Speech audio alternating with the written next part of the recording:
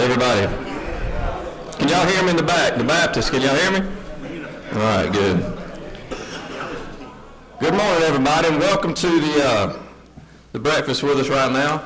What we're going to do right now at our house, we say the blessing, so if y'all will join me, we're going to return thanks for the food here.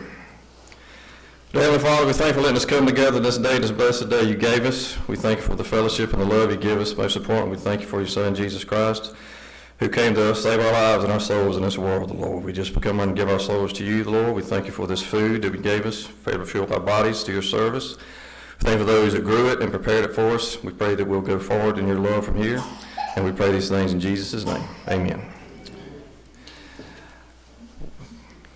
Get my glasses on.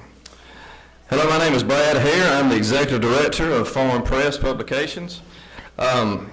This is the 30th annual event for the High Cotton Award, and thank y'all for being here with us, a special occasion. Much has happened in the last 3 decades in the U.S. Cotton industry. Obviously, technology has evolved and production practices have improved and changed, but from then to now, the last 30 years, there's a couple of things that haven't changed. One thing most importantly is U.S. cotton growers continue to produce the highest quality cotton and sustainably do so when they want to, and the world pays attention to that.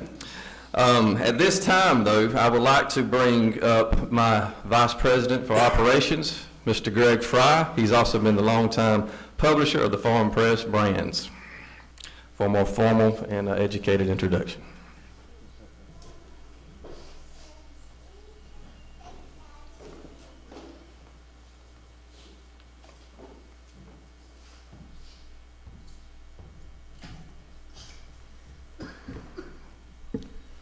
You know when you crossed over and you have to put glasses on before you read your speech. Good morning.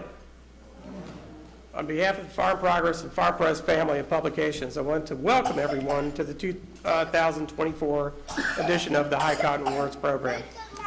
I first want to take this opportunity and congratulate our 2024 award winners for their outstanding achievements this past year. I would also like to welcome the members of the previous winning classes to our High Cotton Award ceremony that may be with us today. In addition, I would like to take this opportunity to welcome our sponsors and our honored guests to this year's award program. And a very special thank you to the Cotton Foundation for their continued support and dedication to the High Cotton Award. I also want to take this opportunity to express my thanks to the Farm Press staff, including Brad Hare, Brent Murphy, Shelley Hughley, John Hart, Todd Fischette, Tim Hurden, Sandy Perry, Sherry Canoy, Slade Cannon Lane, Whitney Hagwood, and Rainey Rapp for their tireless efforts with the administration of this program. I want to take this opportunity to thank our co-sponsors this year for the 2024 High Cotton Awards program. The High Cotton Awards were conceived with the idea of recognizing what growers are doing to achieve their goals of consistently high yields and protect natural resources that enhance the environment. This year marks the 30th class of each, and each class continues to impress with their innovative techniques to achieve high yields and quality of product while protecting the environment. We are very proud of this year's winners and the winning class and their conservation ideas they represent. Each of this year's winners are dedicated to taking care of their land and the environment and leaving it better than they found it. We have always known farmers are the true stewards of soil, air, and water. This year's High Cotton winners exemplify the best of the best. We are proud to be participating in honoring these growers in partnership with the Cotton Foundation. Since the inception of the High Cotton Awards, growers have experienced monumental changes in growing cotton throughout the Sun Belt. Each of the current past winners of the High Cotton Award has come from highly diversified backgrounds and unique life experiences. Above all, they have come before us with the same ideal to preserve the land. Jack Burns, a High Cotton Award winner, said it best during his acceptance speech over 2 decades ago. The land is our livelihood, so we take care of it. We want the land to thrive, so we pass it on to the next generation of growers. I again want to congratulate our winning growers on a successful crop this past year and best wishes for continued success. Thank you.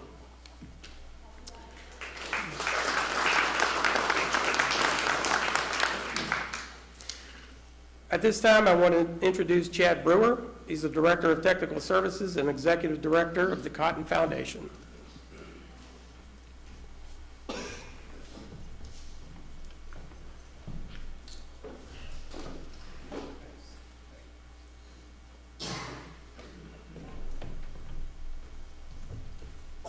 Thank you, Greg, and good morning.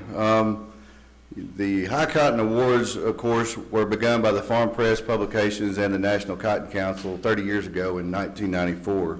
In an effort, as we've heard, to demonstrate that cotton growers and their families are concerned with the environment and are true stewards of the land, water, and air that we all use. When the Farm Press started the High Cotton Awards, it was the National Cotton Council's hope that this Cotton Foundation special project will be able to search out and spotlight cotton producers who are going above and beyond the call in providing environmental stewardship. I commend the Farm Press editors for doing just that, seeking out outstanding farmers and sharing their environmental successes with their peers.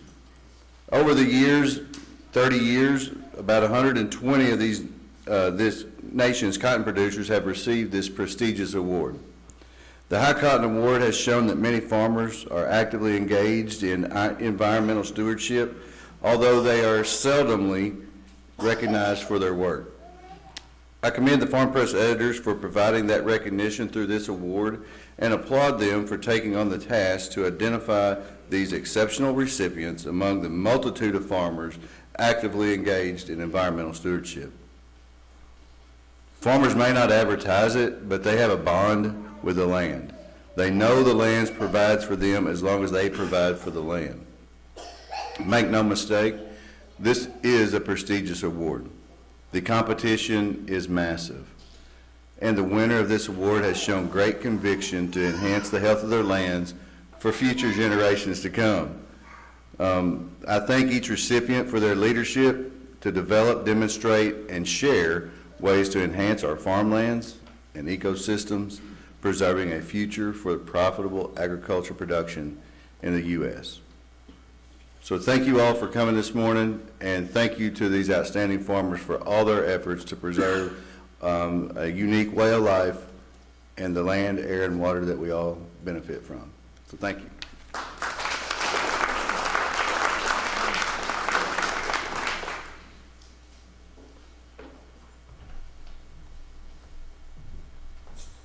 This time we have a video presentation to spotlight this year's 4 winners. U.S. cotton farmers. There's nobody like them the world over. Hardworking, the first to rise and the last to retire for the evening. Industrious, focused, unafraid of the challenge, and uniquely prepared to get the job done. The task is full of economic obstacles and a maze of ecological and environmental challenges, but cotton farmers embrace the task day after endless day. Annually, Farm Press Publications and the Cotton Foundation are proud to present the winners of the High Cotton Awards to recognize outstanding growers who produce more profitable, higher quality crops each year in spite of the ever-increasing investment and labor required to succeed in the competitive global cotton market. Nominees each year for the High Cotton Awards must be full-time growers who get profitable return for producing cotton in one of the 4 Cotton Belt regions: Southeast, Mid-South, Southwest, and the Far West. The nominees must produce cotton of consistently high quality, and the nominees must use environmentally sound production methods while producing a high-quality, profitable cotton crop. This year's High Cotton Awards are made possible by these strategic sponsors.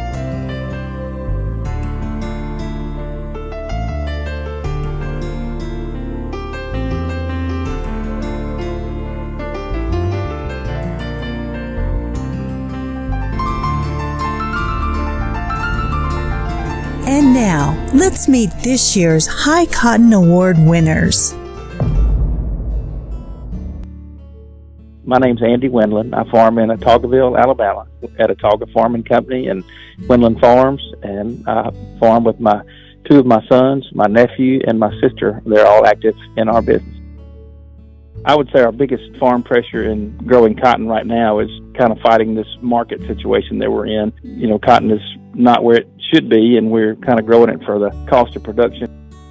The technologies that have been most beneficial to us have probably been the precision ag technologies, and that consists of a suite of things from, guidance to row command and row control and section control, all those things that put together really make us more efficient and more effective and save time and seed and inputs. My oldest son, Drew, is our row crop manager here on the farm and handles every aspect of the cotton crop production, and he is key to us being successful in that. And one of his biggest challenges, I guess, is managing that crop and keeping it healthy and in its best possible condition, and he's committed to that.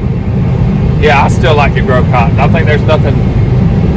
don't think there's anything that requires as much attention to detail and, keep doing all the little things right, and I think it's real rewarding to see that kind of come to fruition at the end of the year in a good field of cotton. I think the advice that I would give to somebody wanting to go into cotton farming or farming in general is just be prepared to work. Cotton's a pretty intensive crop. My name is Edward Greer. I'm from Rayville, Louisiana, and I farm with my wife. I farm with my son and his wife, and I also have my daughter and her husband involved in the operation as well. Family is my biggest support group. My son is on the farm, managing the farm from day to day. I try to do the marketing and handle some of the other stuff. But you've got to have a wife that believes in you too. I mean, our soil is the most important thing we have. The technology we have to do soil sampling methods now, our variable rate technology, the technology that we use to make our nutrients available, know where to put our nutrients out, and harvesting efficiency is probably the biggest thing. Well, our toughest issue is the volatility of the cotton market. Cost of doing business is a big thing, and I want to keep growing cotton. I love growing cotton. My father's been gone a little over 4 years. He was a cotton grower. He was proud of it. When we were doing budgets in the spring, Daddy was involved. Didn't matter what cotton budgeted out, what it looked like, whether it was good or bad. He'd let me know real quick there would be cotton on the farm. So I think my dad and my mom, they would be proud. I'm humbled, and I'm thankful.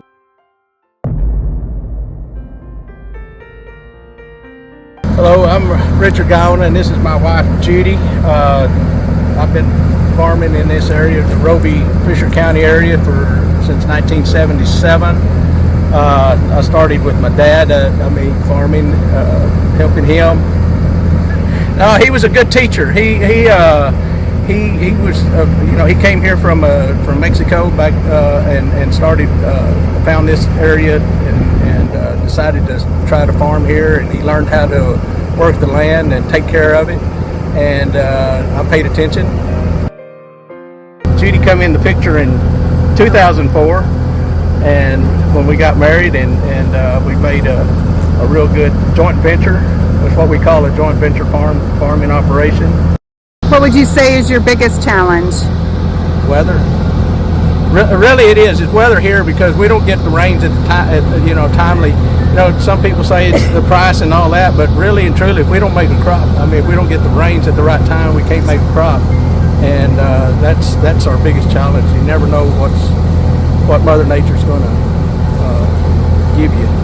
To be successful and then to take care of this land as well as we have or can, and it means so much to our family to continue this heritage of taking care of this land and moving forward. After I won this, I looked back and saw what my dad had accomplished, and he was recognized for his accomplishments, and then for me to do the same, and it means a lot, and it means a lot to my family because it's taken a lot of hard work and a lot of faith in God to keep on going. Okay, my name is Jerry Rovey. We farm in Buckeye under the Flying R Farms, our family partnership between myself and my two sons, and their wives and my wife are all involved as participating partners. We're located in Buckeye, Arizona. We've grown cotton since 1961 here in the Buckeye area. It's really been the moneymaker for many, many years for us. The cotton protocol right now is working in that direction that in a sustainable market, trying to keep public informed that the cotton is really the fiber that is natural. The environment, as far as air quality, safety of the pesticides that we use and all that is all in the trust protocol. Any thoughts in general on the U.S. cotton industry and how to keep it sustainable? How do we continue to make it profitable for farmers like you and your sons? The technology nowadays is helping quite a bit in that, where we become more efficient with our machines. Of course, our machines cost more, so the real trick on it is if you grow enough acres, justify having all that equipment. It makes it a more economic sense. The success of my business is due to my partners. I have 2 sons that do an excellent job, but we all work together, so it makes a good team. Well, my best advice for future cotton farmers today is be wary of the market. When the market is up, you need to tie up some sales and go with it. If not, be looking for an alternate crop to grow. To win the High Cotton Award is really a great honor. I'm very humbled by it. Congratulations to all the High Cotton Award winners from all of our High Cotton Award sponsors.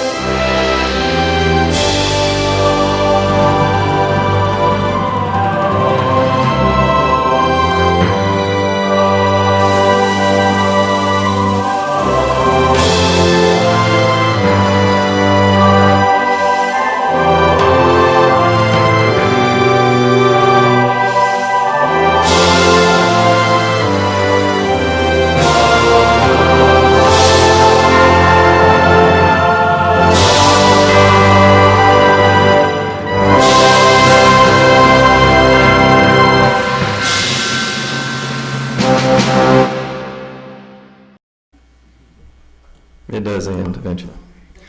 Let's give them a round of applause for our winners, please. Thank y'all. This time we're moving to our award presentation time, and I'll start that out with my honors to give to Mr. Andy Wendland, our winner from the Lower Southeast this year. When I first called Andy Wendland to inform him he had been chosen as the Lower Southeast High Cotton winner, he was surprised.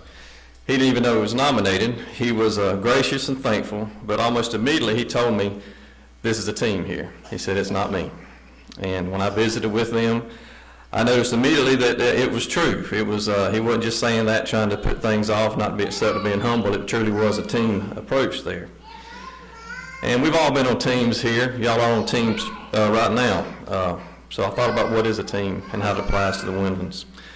A team shares in its successes and the challenges it collectively encounters. A team works together today for the future of not just itself, but it's for its community. A team doesn't look for recognition, but sometimes a team does deserve that recognition. During my visit there with them, it was the last day of the cotton harvest last year. In fact, it was November 29th. It happened to be my 50th birthday as well. And I was on the road away from my family, and they graciously hadn't let me have a wonderful 50th birthday. I appreciate everything y'all did for me. We did take a lot of pictures that day, and I remember one picture I don't know if they knew I took. I'd been out in the cotton field taking pictures of the cotton picker, and when I got back to the end row, I saw Dan, I saw Drew, I saw Charlie, and I saw Mr. Andy, and they're all just sitting there kind of standing there talking, doing some laughing, doing some talking, but they were talking about what they're about to do next on the farm and what they needed to do next. And again, they were laughing also, and you saw themselves enjoying working and being on the team together. And I shot the picture from my hip. The sun was perfect. I couldn't have planned it better. So it worked out well for this and for what I needed to get done that day. But one thing I'm surprised, and not surprised to say, but surprised to the people like the Winlands don't know, and the people here, how important they are to our industry. The team effort, the work they put in, the sustainability efforts they put in, the technology they look for, and the ways they apply that and share that with the community is essential for us today, and there's no doubt about it. And at this time, I also want to say Mr. Andy is here with his the real boss, Miss Dawn, his wife, and he has brought the team, is here. So it's my honor to ask Mr. Andy Winland to come up here as the 2024 Farm Press Cotton Foundation High Cotton Award from the Lower Southeast.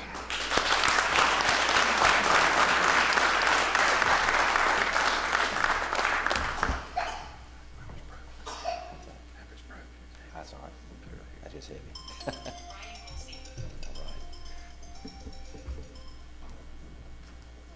Try to be prepared sometimes, and I'm not.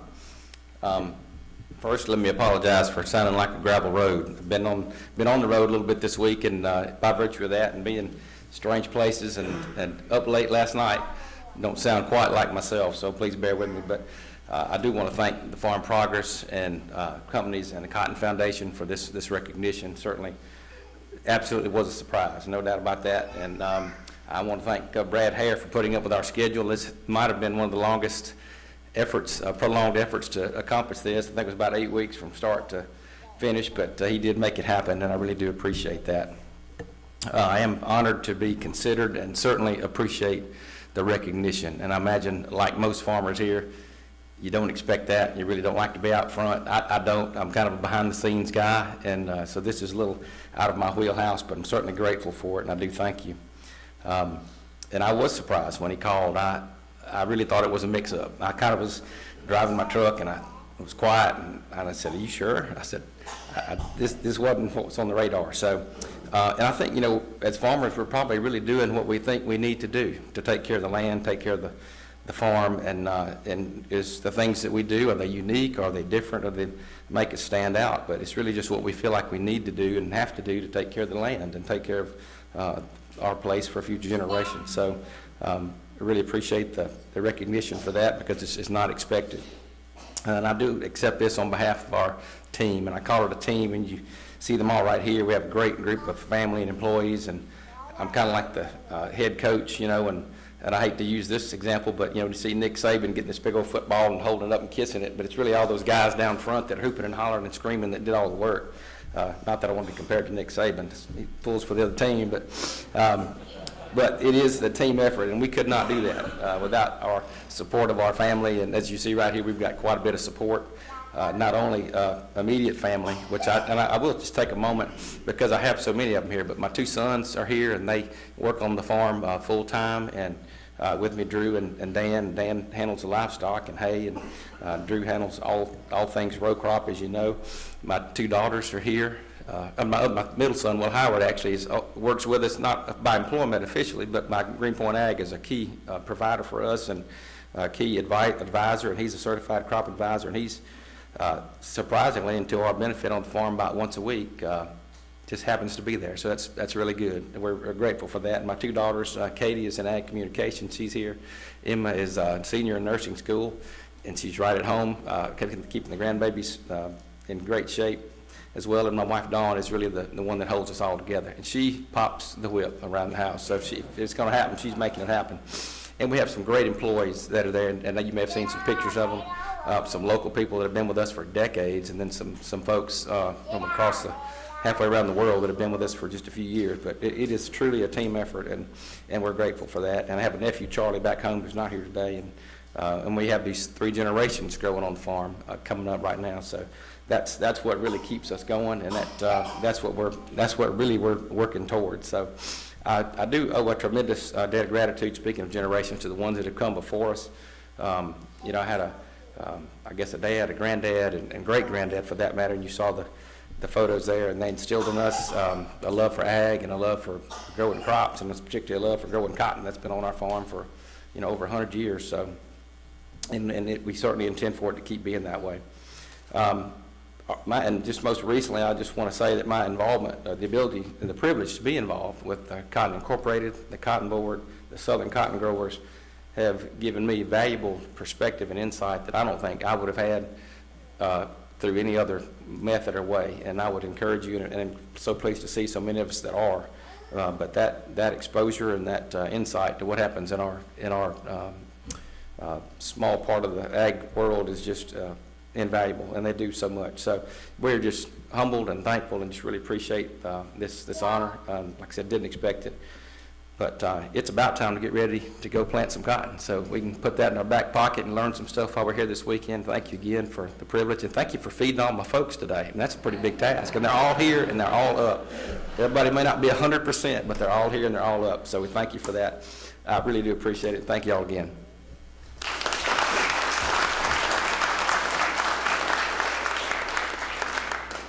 And that is heavy, by the way.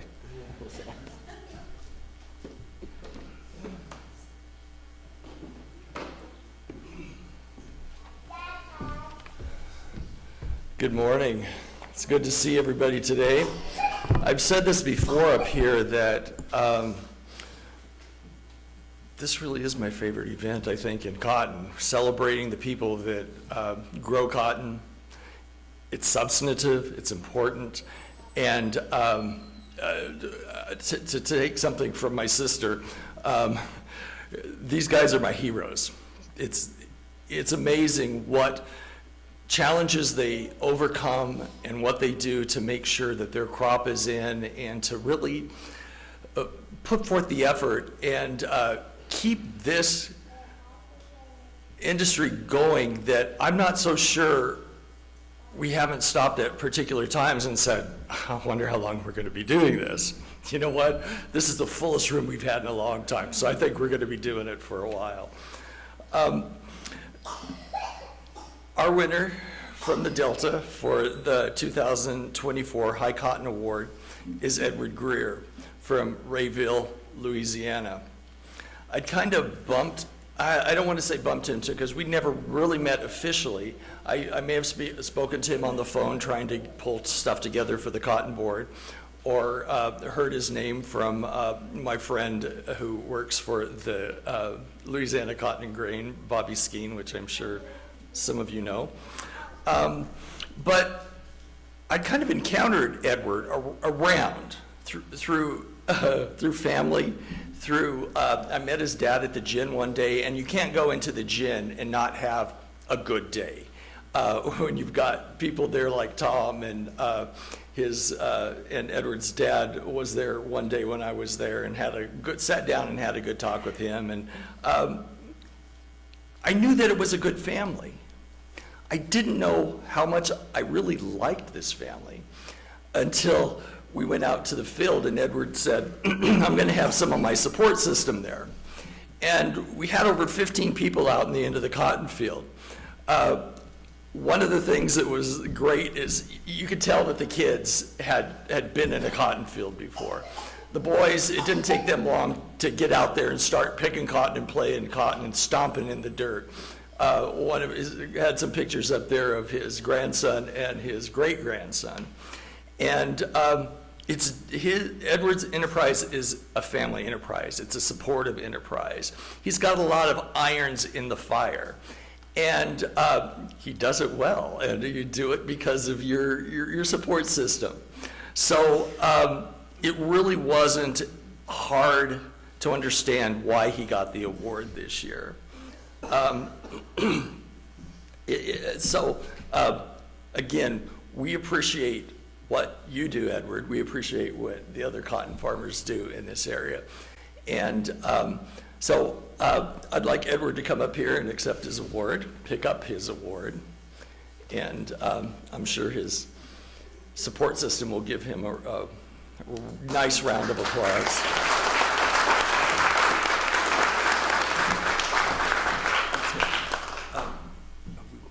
Yeah. Thank you, Brent. And thank you all for being here. I will say that it was a total surprise when I got the call from Brent. I was actually on one of our farms tagging cotton modules, and I got back in my pickup and I saw I'd missed a call, had a Memphis number on it. And I said, who in the world is calling me? It's probably one of those calls. And, but I decided to return the call, and it was Brent. And I'll have to say, it was an emotional moment when he told me and asked me would I accept the award. And I don't remember every detail of everything I said, but my first thought was me and my father growing up in a cotton family on a cotton farm. I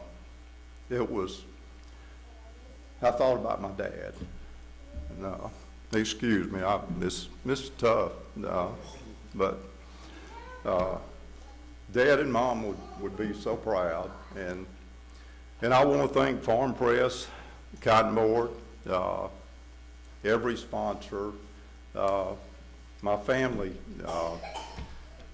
Andy mentioned his team, and I have a team too, and it takes all of us to make it work. And I have a support cast of friends. I've got a consultant here that works with us very faithfully.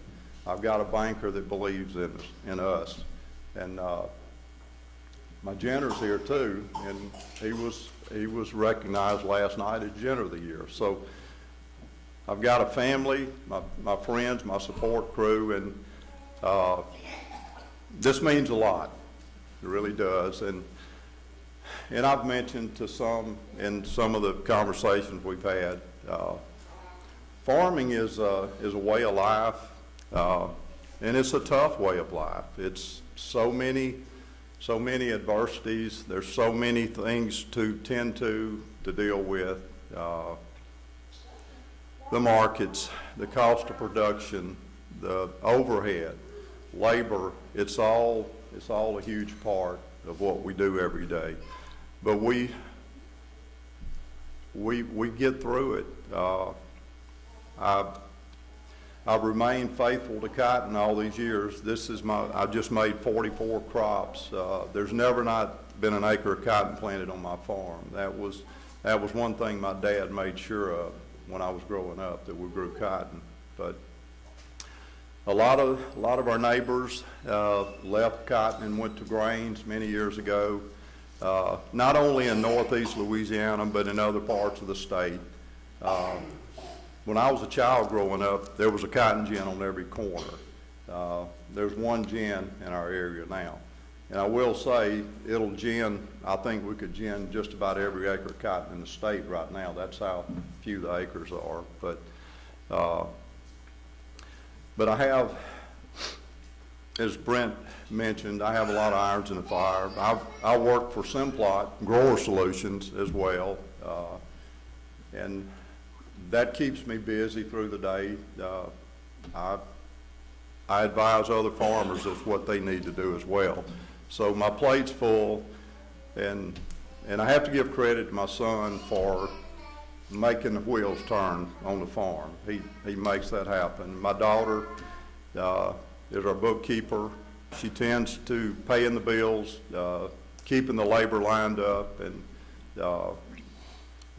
it all comes together. And my wife, that's raised the kids over the years when I was working, she did a really good job. So thanks to all of those and everybody that's been involved in this. But I will say that we grow corn, we grow soybeans, and we grow rice as well.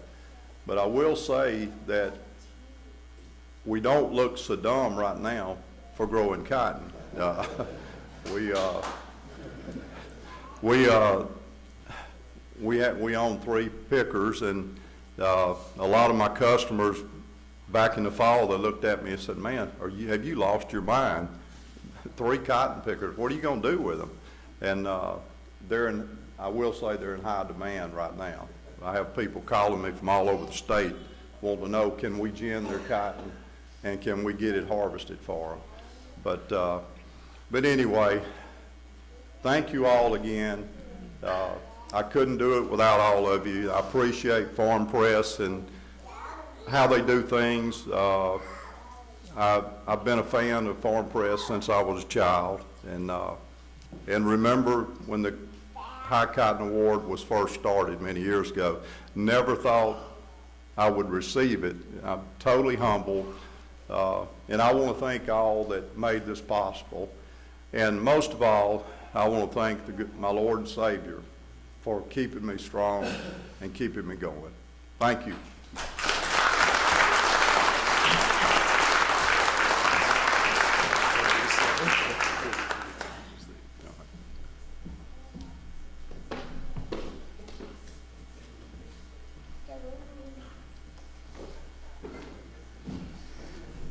Good morning.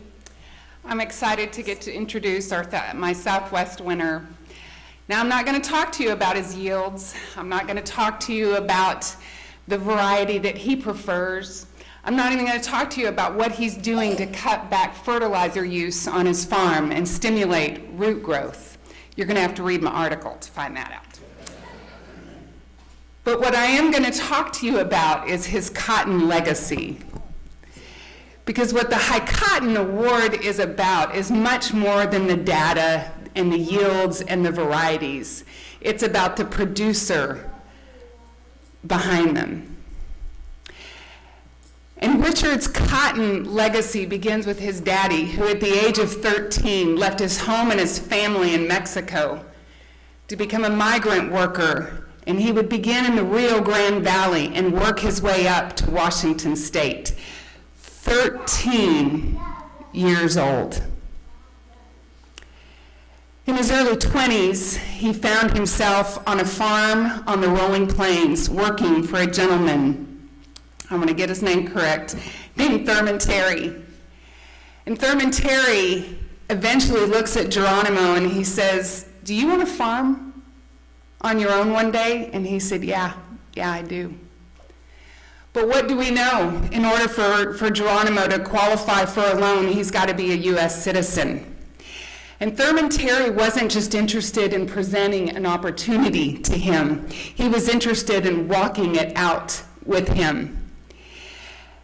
And so Geronimo and Thurman worked for him to become a U.S. citizen so he could become a Texas landowner, so that he could begin producing this nation's cotton. And he eventually owned 1,400 acres of growing this nation's cotton. He also would become part owner in a cotton gin. You fast forward, and Richard's a senior in high school, and a gentleman had seen him and his brothers and sisters and the work ethic of the guy on a family. And he approached him and he said, "What are your plans after high school?" And Richard said, "I'm not really sure." And he said, "Well, I've got 160 acres. I'd love to lease you if you decide you want to farm." Richard took that opportunity. He's still farming that place today. Richard and his daddy at one point were farming 5,000 acres of cotton. What a legacy. As I began to go through Richard's nomination packet that Lauren Decker put together, she's the executive director for the Rolling Plains Cotton Growers, put a stellar nomination together. She had asked some people in the industry to write some letters on his behalf. And one of the common themes in those letters were that Richard's a mentor, that Richard comes alongside young producers, not only giving them ideas of hey, this is how I'm doing it, production practices, but encouraging them to lead, encouraging them to give a voice to cotton, to serve on boards.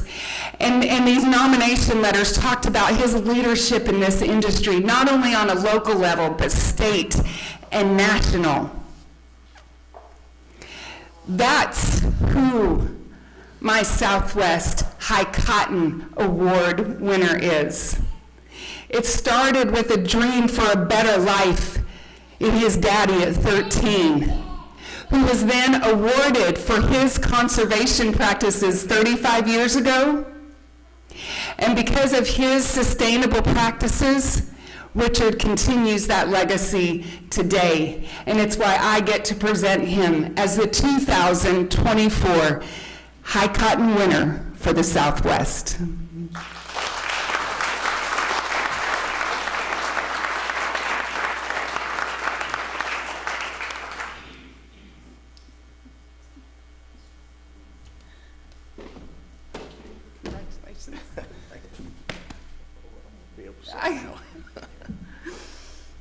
I don't know how you can follow that.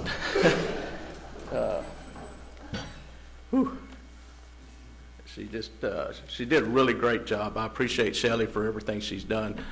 When she told me that I had won this award, I looked at her and I just like, I didn't know I was nominated or anything like that.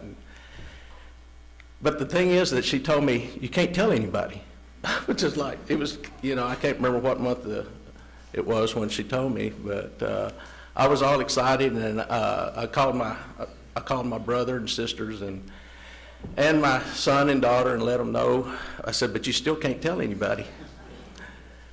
But anyway, it's a great award. But anyway, first thing I want to do is thank the sponsors for contributing to make this award ceremony possible. Without them, you wouldn't be able to have this. I want to say I'm humbled and honored to be here with this group of producers from across the U.S. Cotton Belt. But I want to thank my parents for their work ethic, especially my dad, who instilled in me to take care of this land that our Lord above provided for us to farm, and to leave it in better shape than when we received it, and also to be receptive to new farming practices and opportunities. I just want to say, thank Farm Press for everything they've done and everything, but I've got one last thing I want to say. As a teenager, I saw star athletes on Sports Illustrated and thought what it would be like to be on the cover of Sports Illustrated. Well, I didn't make the cover, but we made the cover of Farm Press, which honors the achievements of star producers of agriculture. Thank y'all. Thank you everyone that was involved in getting me here, and thank y'all again.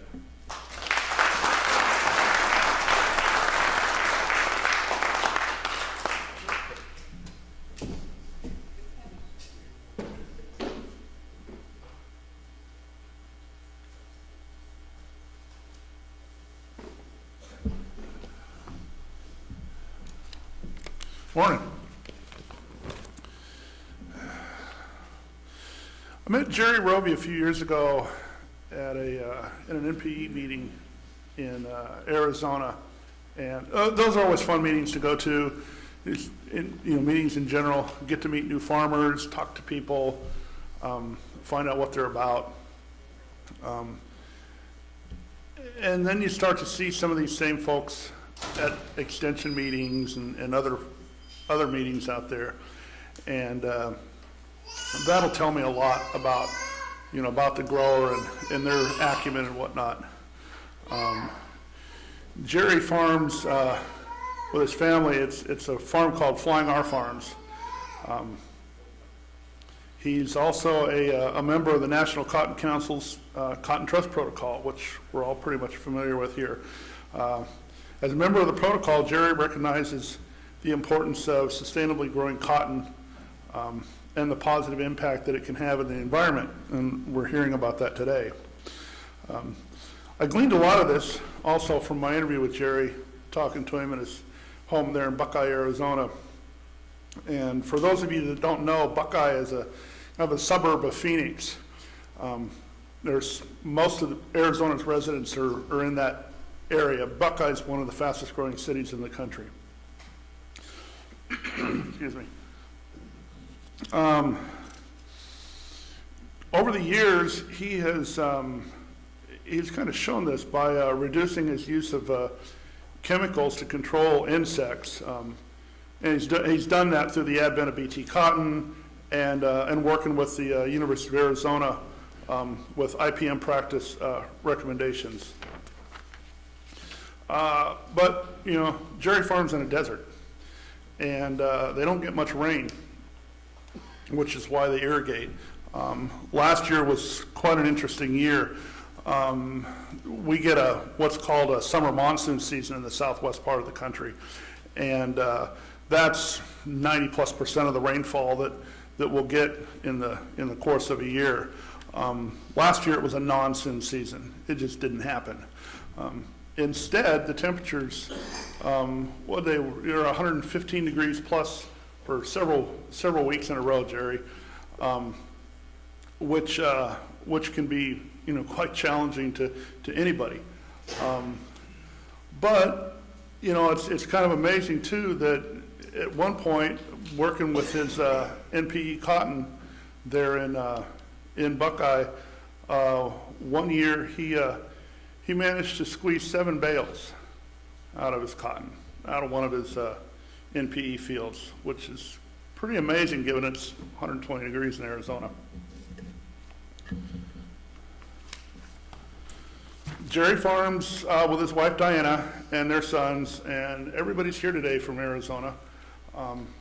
And so I welcome them today. And so on behalf of Farm Press, I'd like to congratulate Jerry Rovey and welcome him to our 30th annual class of exemplary cotton growers.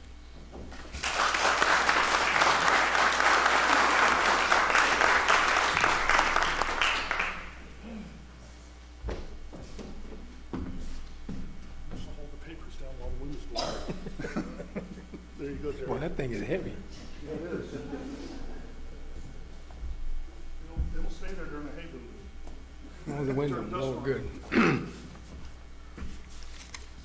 You want this? You get mixed up with my papers. Good morning. I'm really honored to be here this morning. I want to say a little bit about Brett over there. He's an Arizona boy, and last week said, Don't tell anybody. it's all good. His father was honored as into the Arizona Farming and Ranching Hall of Fame, and I got to speak with him afterwards, and he's a really good pilot. He still is. And I asked him, I said, you're still flying? And he's, what is it, 82, 83? 85, okay.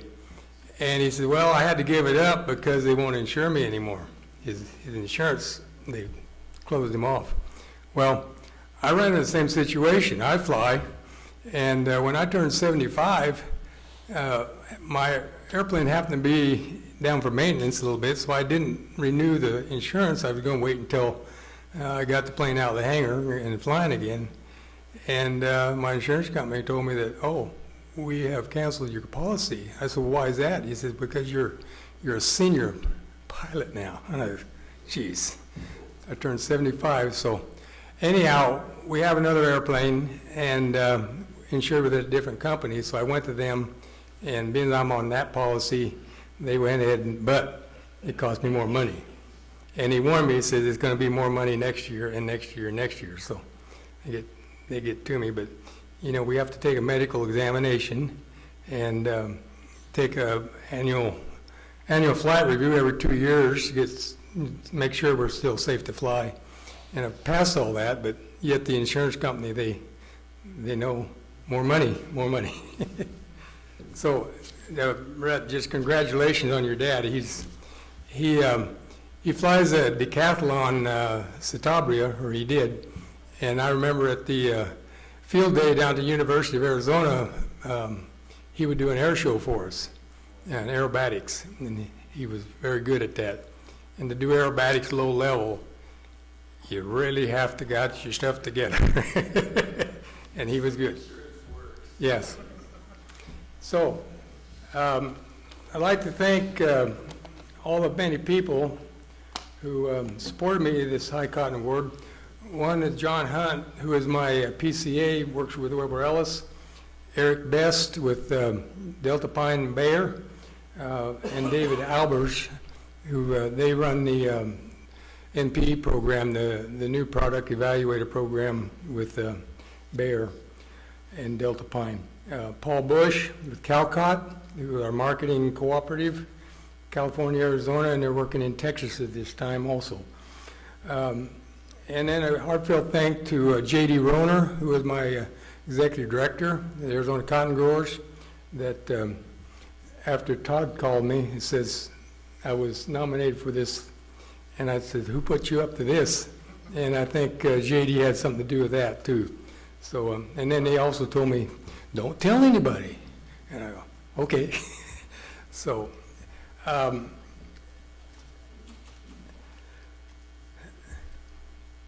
so I'm truly humbled for being up here, and thankful to everybody that wrote letters and recommendations for me. Today I've got, of course, already been talked about, my two sons, Dean and Todd, and my wife, Diana, and she's the kingpin of our team.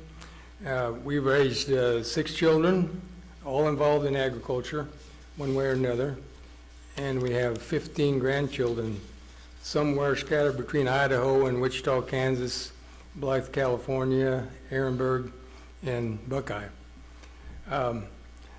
Little history of how we got to this point. In 1961, I began farming with my dad when we moved to Buckeye from Glendale. And so I'm going to fast forward now to 2002. I formed a partnership with my two sons, Dean and Todd, and we now operate under Flying R Farms. In 2002, I had purchased in 85 or 84, my wife and I, 160 acres, and the development was coming. I was offered a pretty good sum of money, so I traded that 160 acres for 1,500 acres down at Gila Bend at Paloma Ranch. And that's turned out to be a really good farm down there. Easy to take care of, big fields, plenty of water. We used to have plenty of water. I'll talk about that later. And so we farm about 2,400 acres of cotton, wheat, barley, corn for silage, alfalfa, and Bermuda grass. And we do a lot of custom farming, probably covering over 4,000 acres of planting corn, cotton, wheat, barley, alfalfa. Last week, Monday, we started putting corn in the ground for some of the dairies in the area. We do a lot of laser leveling in preparation for irrigation of these crops, custom picking. Todd is my picker man, and he has picked every acre of cotton in the valley the last 2-3 years, because we have the only picker in the valley to take care of that. One place we went, it was like 75 miles away, and so, you know, to drive a picker 75 miles takes a little time, and I got elected to do that. You know, you think about a lot of things when you're going 15 miles an hour down the road, and you count the mileage markers, and you put your clock on it and say, well, how long is it going to take me to get to the next one? And I had it all figured out, but anyhow, that's Todd's the picker man, Dean's the sprayer man, and Diana takes care of the books. So I'm also president of Arizona Cotton Growers Association and a delegate to the National Cotton Council, and board member of the American Cotton Producers, and president of the Paloma Irrigation and Drainage District. I also serve on the Electrical District ED8 board, which supplies wholesale power to farms in the area. Dean and Todd are also board members on the Arizona Cotton Growers Association. In addition, Dean is delegate to Cotton Incorporated, and Todd is the president of the Arizona Cotton Research and Protection Council. The council administers the pink bollworm, boll weevil, and AF36 aflatoxin program in Arizona, which they've expanded. The AF36 program is for the aflatoxin control. In our area, we have the problem in the cottonseed that can't be fed to dairy cattle because it's over 20 parts per billion. It's very minute part. So there's AF36 actually is that it's kind of complicated, but we put it out there and then that fungus grows and prevents the aflatoxin from getting in the seed. And so we end up with clean seed that we can sell to the dairies. The council that Todd takes care of also controls the working with the navel orangeworm eradication. The navel orangeworm is very destructive to the navel orange crop in California, Arizona, and so when I list all that, my spare time has almost run out. But as farmers, we don't watch the clock. We do what it does, and we just keep going. Today, the big issue of farming in Arizona is mainly water. Without water for irrigation, we cannot grow crops. We have a saying in Arizona that water's for fighting and whiskey is for drinking. Now our governor is trying to form an AMA, active management area, in our area, where I farm on the Paloma Ranch. Rightfully so, there's a lot of resistance from the local people and all the farmers in the Gila Basin.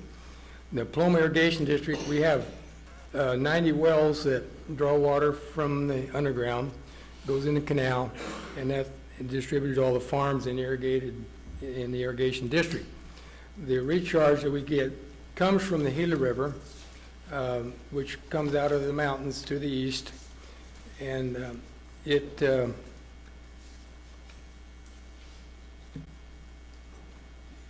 when it runs, the problem is we've had spring runoff that recharge aquifer in the past, and in '92 was a very wet year, and all the dams upstream on the Salt River filled, and we had a tremendous amount of runoff collected in the Painted Rock Reservoir, which is just downstream of my farm there in Paloma Ranch. Painted Rock Dam was designed to protect the Welton, Mohawk, and Yuma area from flooding. At that time, all our wells received a tremendous recharge, and we had plenty of water. In 1998, 6 years later, Salt River Project decided that they're going to make Roosevelt Dam another 100 feet higher and collect all that flood water that would have come around and for our recharge. Since that time, we've had some very small flows, and our recharge has not kept up with the amount of pumping. So our good governor has decided to form this AMA, which is an active management area, and it will be restricted in our pumping and charges. We'll have to be paying a $3.25, and by time if this does happen, it'll probably be like $5 an acre foot surcharge on the water that we pump. They're also talking about another dam on the Verde River called Bartlett Dam, and they're planning on expanding that. But they say they'll put enough water in that dam extra to supply 300,000 more homes, which means more homes built, less farm ground, etc. If they do that, our recharge rate in the area down in the Gila Bend Basin will be really, really restricted. So when there's no water in the river, no water in the wells, or less amount, farmers, we adjust by fallowing the land. We don't plant as many, or we plant a winter crop and then save that water for the summer for the cotton and the alfalfa. So my question is, and you probably all wonder this too, if they gather all that water and then in the future that water doesn't come, we have some dry years, how are they going to fallow 300,000 homes that they don't have enough water for? So it's really a big question that everybody's trying to figure out. So we have a great fight ahead of us, and we'll be doing a lot of drinking and drinking a lot of whiskey. To sum this up, President Dwight Eisenhower, former president, says it best. As farming looks mighty easy when your plow is a pencil and you're 1,000 miles from the cornfield. So with that, I want to express my heartfelt gratitude for this award and all those who are involved. I'm truly humbled and honored to be a part of this program. Thank you, Todd, for your hard work and everything. So, thank you.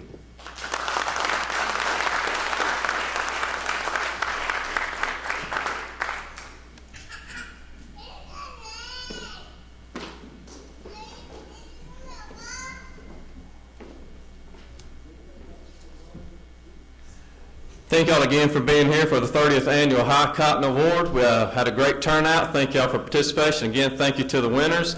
At this time, on housekeeping for the winners and your families, please stick around. We're going to torch y'all a little bit more. We'll make y'all stand in front of that, take a lot of pictures of you. For the rest of y'all, have a great gin show. Travel safe, and God bless y'all. Thank y'all again for being here.